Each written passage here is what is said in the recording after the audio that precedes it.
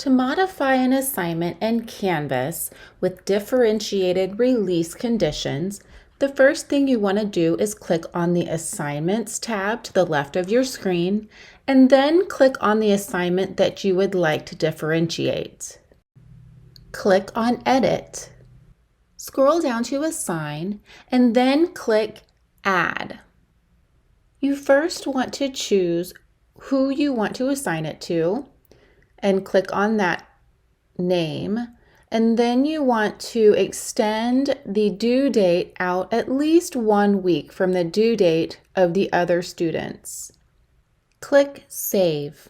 As you can see, I now have the differentiated assignment in line with everyone else. I hope this Canvas tutorial has been helpful.